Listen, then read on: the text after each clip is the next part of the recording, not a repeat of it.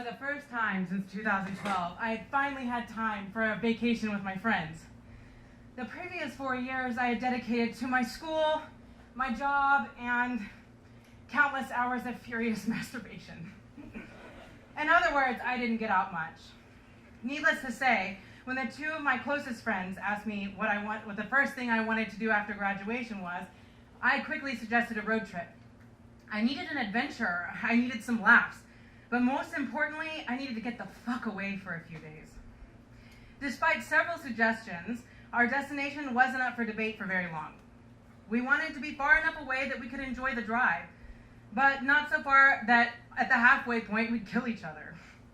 I love my friends, but more than 2 days driving with those psychopaths, I would put an ice pick to my temple. Over the next day or so, we compiled a short list of places we wanted to go.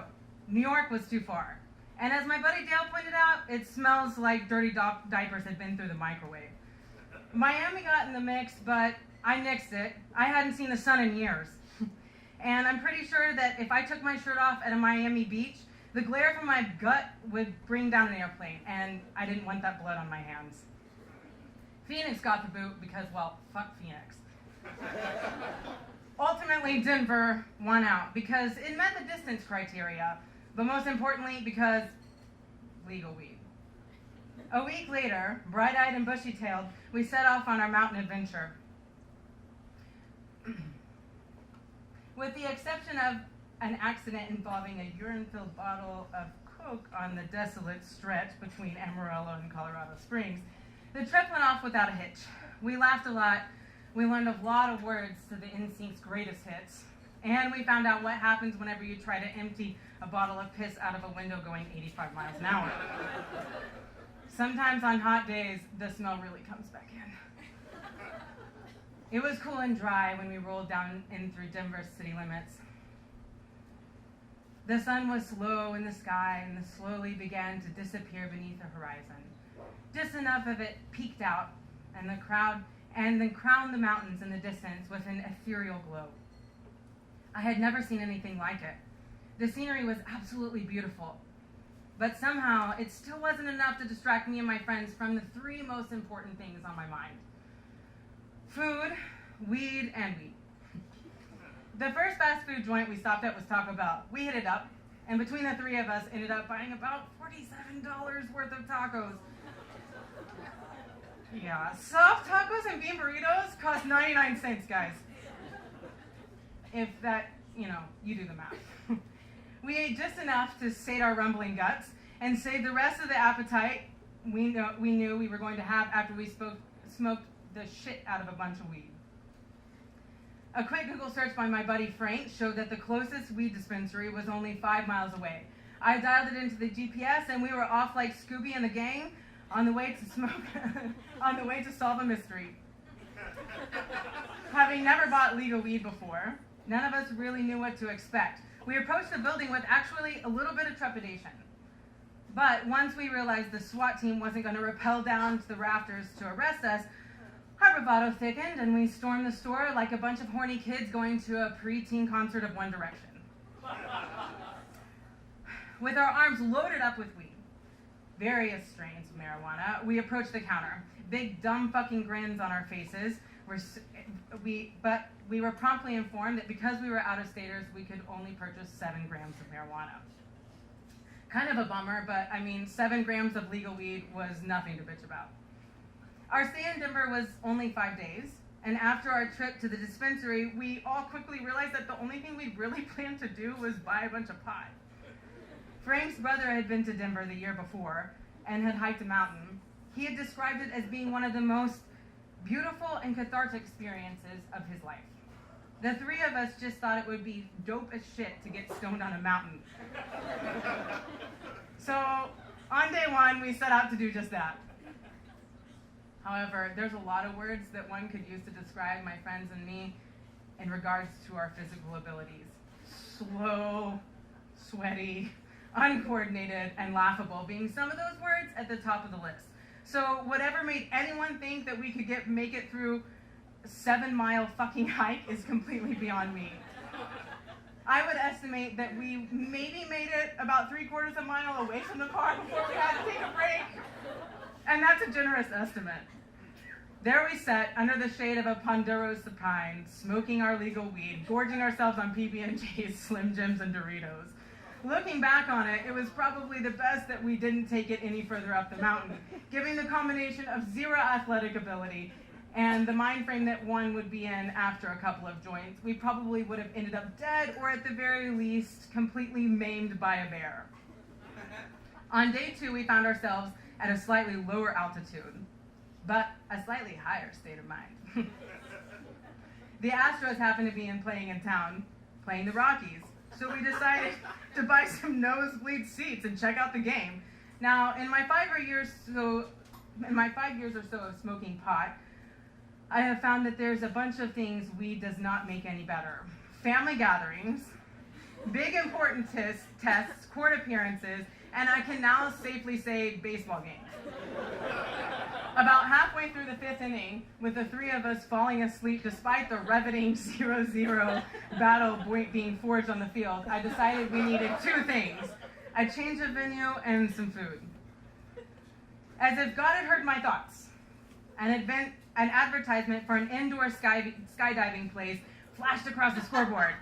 I elbowed my friend Frank in the ribs. "This game sucks, assholes." "How about we go there?" Frank followed my finger to the advert on the screen, and after a short deliberation, we all agreed that the game did indeed suck an entire silo of assholes. So we booked it and headed to iFly Denver, the only indoor skydiving retreat in Denver. I'm not sure why we decided to stop and eat Indian food on the way. But had it not been for that, the last bit of this story would not be nearly as interesting. With our bellies full of weirdly colored meat, we each took a monster rip off the bong and headed into iFly. It was somewhere during the long prepping of the flight that my stomach began to feel a little iffy. Not wanting to have to strip out of the jumpsuit that they had made me put on, I decided I could hold it for the foreseeable future.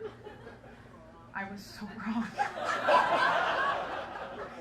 After the tutorial, our turn approached, and both Frank and Dale went out without incident. I could even vaguely hear them both clamoring on about how awesome the experience was, like an echo at the end of a hallway. My mind, however, was preoccupied with the hateful storm brewing in my gut. Somewhere, I heard another echo. "What?" I looked around. "You're up," the instructor said, jacking his thumb to the back of the giant glass chamber where I was supposed to be flying. Tentatively, I stood with my hands on my stomach and ambled over to the entrance. From somewhere in the building, the turbines revved and the air began rushing through the chamber. I can do this, I can totally do this.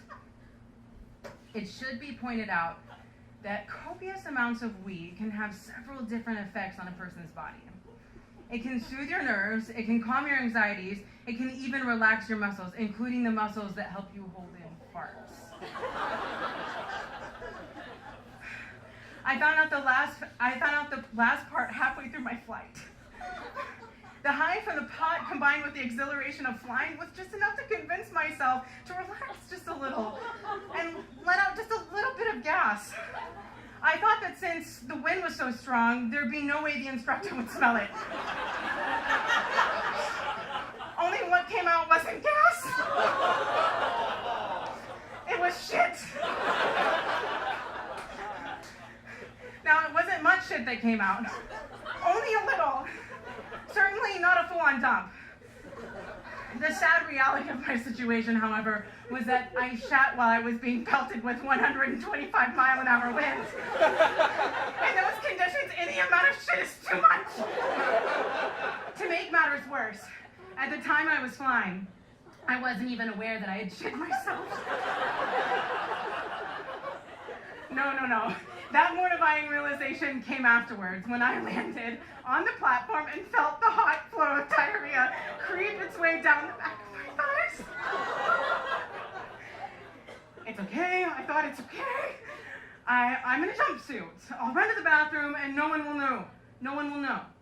Only everyone already knew. As it turns out, while I was doing my spin,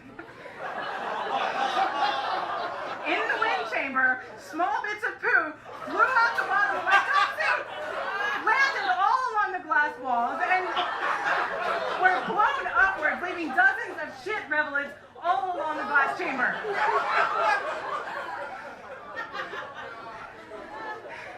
They had to shut down everything for 2 hours. While some poor cleaning lady came to come in with a special ladder to clean my shit. Looking back on it now, the worst part wasn't that I had shit myself. No, it wasn't the long, embarrassing, half-bit waddle to the bathroom as I tried to staunch the flow of warm liquid turd down my thigh. It wasn't even the incessant laughter from my friends that lasted all the way back to fucking Houston. No, the worst part was the look on the lady's face who had to scrub my diarrhea off the walls. A small bit of her died that day. I was to blame. On the bright side, they let me keep the jumpsuit.